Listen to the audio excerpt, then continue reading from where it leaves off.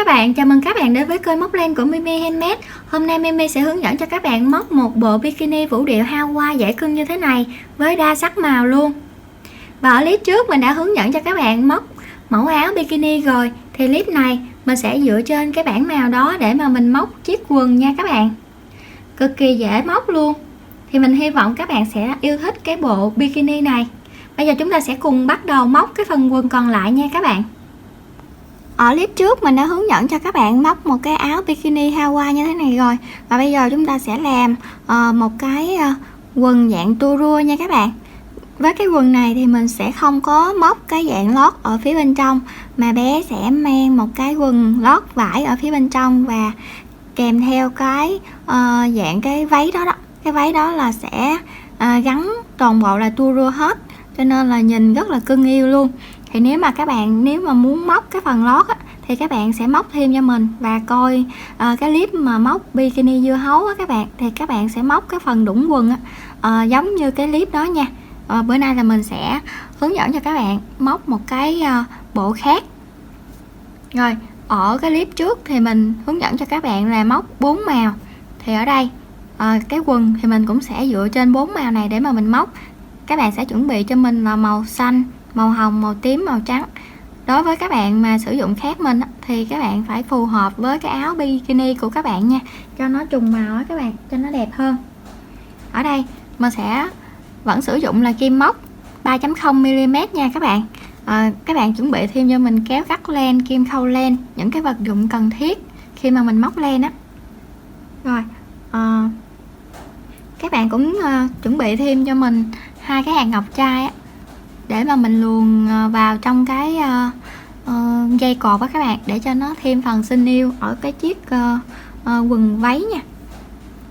Bây giờ ở cái phần này thì mình làm màu hồng là cái màu chính ở cái phần dây, vì vậy là cái phần dây ở phía dưới á, mình cũng sẽ làm màu hồng luôn nha các bạn. Và cái lưng quần á, mình sẽ làm cái màu xanh. Thì ở đây mình sẽ cung cấp cho bạn cái số đo ở từng cái độ tuổi nè các bạn. Thì những cái độ tuổi lớn hơn á, thì các bạn có thể là tham khảo trên mạng nha. Cái này là ở trên mạng là đều có hết là những cái thông số mà chung của chúng ta khi mà chúng ta móc quần áo rồi đó. Cái này là chưa có trừ hao á các bạn. Thì với cái độ giãn của len thì các bạn sẽ cộng vào luôn nha. Ở cái phần quần này chúng ta có cái phần buộc dây lại á, thì cái đó là nó sẽ điều chỉnh cho mình rồi. Ví dụ như cái phần eo đi, cái phần bữa nay là mình sẽ móc bé là khoảng là 49-50 nè, thì mình sẽ móc cái đoạn dây móc xích dài khoảng 50cm đó các bạn. Tức là mình gập đôi lại là nó sẽ được 50cm đó. Rồi mình sẽ trừ hao qua cái phần hông nè, phần hông là 53, nhưng mà cái độ giãn của len á thì nó sẽ cỡ 3cm rồi, cho nên là mình sẽ móc cái đoạn này là khoảng 50 thôi, 50cm hoặc là 49 đều được nha các bạn. Thì một đoạn dây móc xích dài 49-50cm ở cái size này. Còn các bạn á, nếu mà móc cho cái size nào thì các bạn sẽ dựa vào đây các bạn móc nha. Một đoạn dây móc xích mà khi mà chúng ta gập đôi lại nó sẽ bằng với cái vòng eo của bé á các bạn. Thì nó sẽ độ giãn của len nữa là nó sẽ ra cái vòng hông à. Bây giờ chúng ta sẽ lấy cái len màu xanh nha các bạn.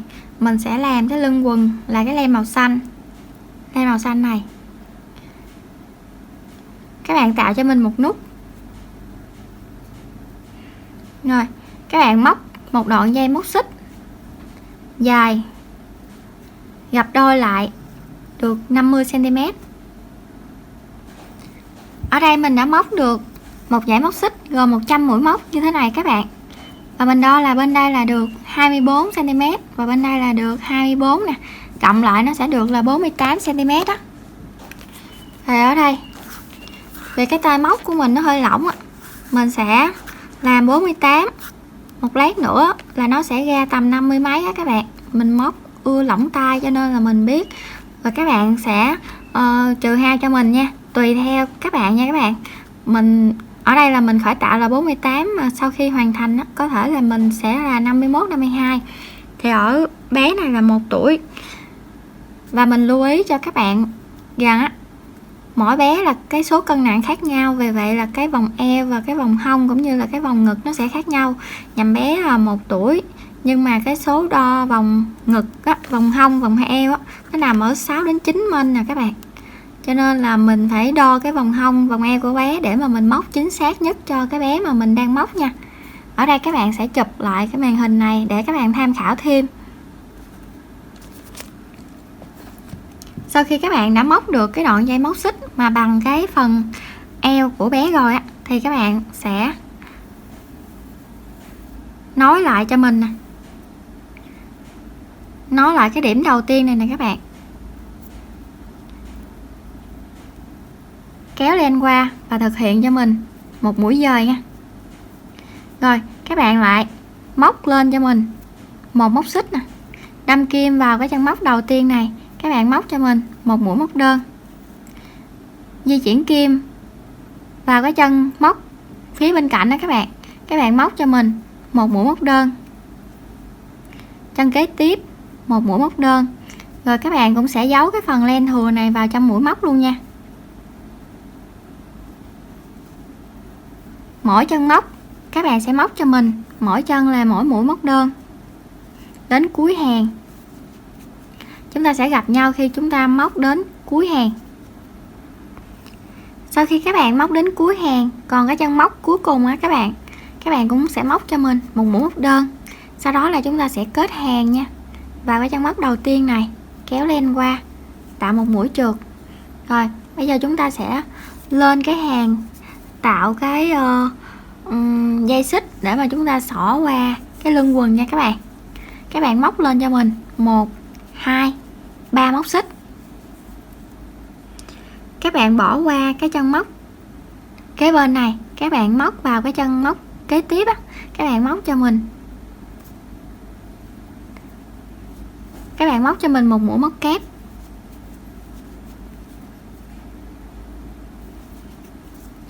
Đây, như thế này nha các bạn. Sau đó các bạn lại lên một móc xích, các bạn lại bỏ một cái chân móc ở phía dưới này, móc vào cái chân kế bên này nè, các bạn móc cho mình một mũi móc kép. Chúng ta đã tạo được 2 lỗ để chúng ta luồn cái sợi dây móc xích qua. Các bạn móc lên một móc xích, bỏ một chân móc, móc vào cái chân kế tiếp một mũi móc kép, cứ ra một kép một xích, bỏ một chân móc, móc vào chân kế tiếp một mũi móc kép, một xích, một kép. Các bạn sẽ làm lần lượt như thế này cho đến cuối hàng nha. Ở đây còn 2 mũi móc nè các bạn, thì mình cũng móc một mũi móc xích và đâm kim vào cái chân móc kế tiếp, móc một mũi móc kép và chúng ta kết hàng ở cái chân móc xích thứ 3 các bạn. 1 2 3 nè, các bạn đâm kim vào đây và chúng ta sẽ kết hàng. Đối với các bạn mà móc mũi lẻ thì mình cứ vượt qua luôn nha các bạn. Thay vì mình bỏ qua một cái chân móc nè, chúng ta sẽ bỏ qua 2 chân móc luôn để chúng ta sẽ kết hàng luôn à. Rồi bây giờ hồi nãy mình làm 100 á, cho nên là nó đều. Các bạn móc lên cho mình một móc xích, đâm kim vào cái chân móc đầu tiên này, các bạn móc cho mình một mũi móc đơn, đâm kim vào cái chân móc kế bên, các bạn móc cho mình một mũi móc đơn và lần lượt các bạn ở cái chân móc này nè, các bạn sẽ móc một mũi móc đơn ở đây luôn, một mũi móc đơn vào cái lỗ này luôn. Ở kế bên này thì có cái chân móc á, dễ móc thì các bạn sẽ móc một mũi móc đơn như bình thường. Bên đây các bạn sẽ đâm kim vào cái lỗ này, móc một mũi móc đơn. Cái chân móc này các bạn đâm kim vào đây.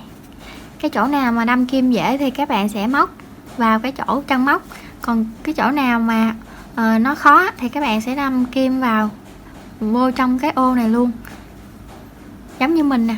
Đó. Như vậy nha các bạn, mình sẽ móc mỗi chân móc là mỗi mũi móc đơn đến cuối hàng. Khi các bạn móc đến cuối hàng còn một cái chân móc cuối cùng nè, móc một mũi móc đơn và chúng ta kết hàng. Móc lên cho mình một móc xích, kéo và cắt len.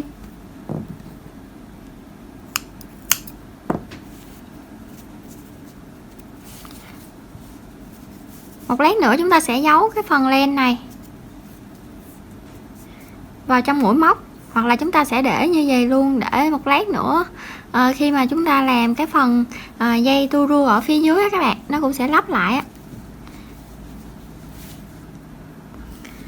Mình đã làm mẫu cho các bạn hai cái chân móc là hai cái đoạn dây tua rua này các bạn.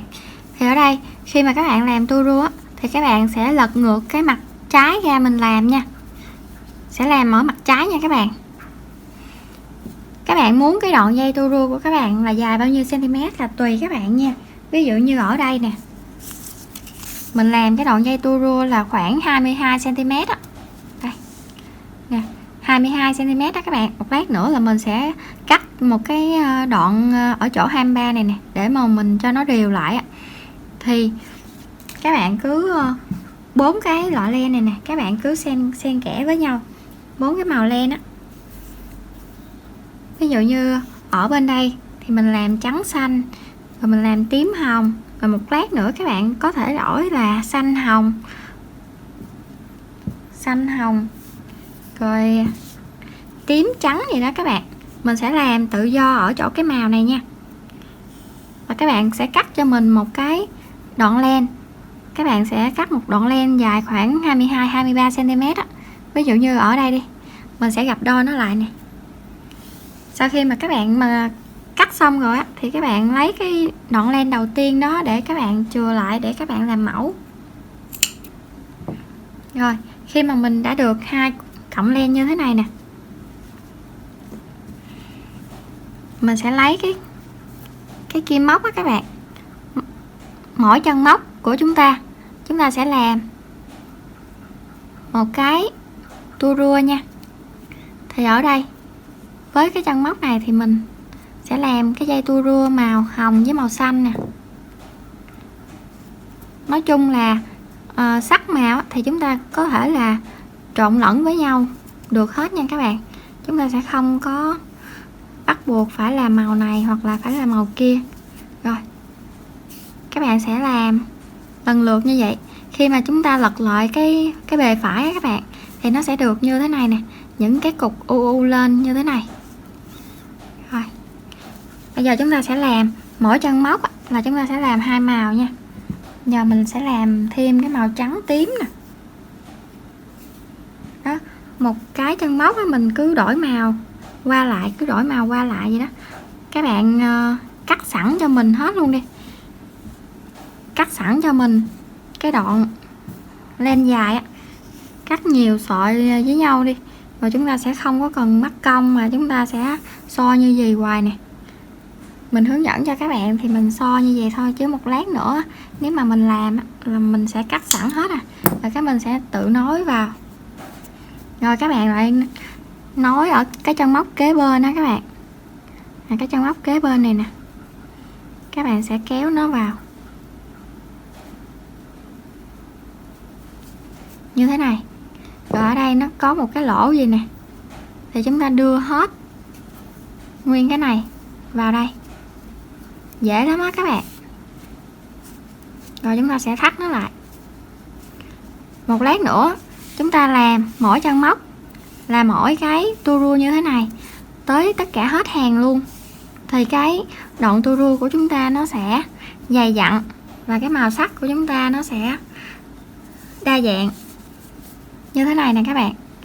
Lát nữa là nó sẽ được như thế này. Thì các bạn muốn cái màu nào mà cho nó xuất hiện nhiều thì các bạn sẽ làm cái màu đó nhiều. Ví dụ như mình sẽ cho nó xuất hiện cái màu xanh nhiều, thì một lát nữa là mình sẽ làm cái hàng mặt trước màu xanh nó nhiều hơn những cái màu khác nha. Và bây giờ chúng ta sẽ cùng phối với nhau nha các bạn. Và mình sẽ gặp lại khi mà chúng ta sẽ phối xong hết nguyên cái dòng này. Mình đã làm xong cái phần tua rua ở dưới này rồi nè các bạn. Một lát nữa khi mà hoàn thành mình sẽ tỉa lại cái phần này nè. Mình lấy cái kéo to một chút, mình cắt cho nó dễ nha. Thì các bạn sẽ chọn một bên là mặt phải cho mình. Bây giờ mình sẽ lấy cái đoạn len, thì ở cái dây mà để buộc lại cái phần hông á các bạn, thì các bạn sử dụng màu gì thì các bạn sẽ móc màu đó nha. Ở đây mình sử dụng màu hồng nè. Các bạn móc cho mình một đoạn dây móc xích dài. Mình sẽ luồn cái dây móc xích đó qua đây và chừa lại mỗi bên một đoạn bằng với cái sợi dây này nè các bạn, để mà mình cho nó cột cho nó thoải mái và đẹp hơn nha. Bây giờ chúng ta cùng móc cái đoạn dây đó nha các bạn. Mình đã móc được 220 móc xích đó các bạn, và mình cắt, mình chừa ra một cái đoạn len dài để một lát nữa mình luồn cái hạt ngọc vào trong đây. Và bây giờ các bạn sẽ lựa chọn cho mình cái bề mặt phải á. Cái bề mặt phải mình sẽ chọn cái bề này nha các bạn.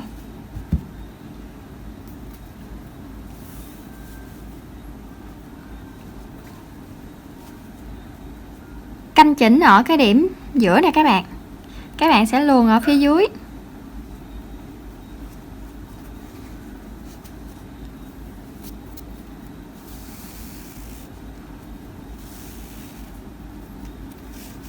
Và chúng ta sẽ chừa lại một đoạn. Bây giờ các bạn cứ luồn xen kẽ nha.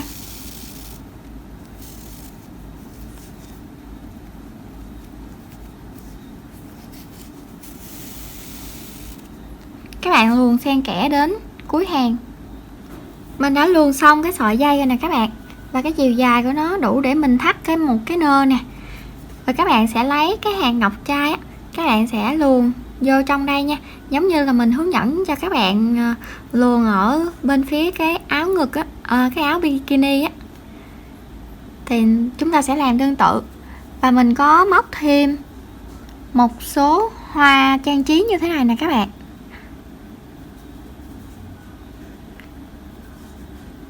Rồi chúng ta sẽ kết cái phần hoa vào trong phần len luôn nha các bạn. Nhưng mà nhớ lưu ý là ở phần giữa chúng ta sẽ không kết, tại vì phần giữa chúng ta còn để cái sợi dây nè, để chúng ta thâu ra thâu vô. Thì các bạn sẽ kết ở phần cuối cánh hoa này một cái, và ở trong góc này một cái thôi là chúng ta đã sử dụng được rồi. Và bây giờ chúng ta các bạn thích những cái mẫu hoa này á, thì mình sẽ để link hướng dẫn ở dưới cái phần mô tả.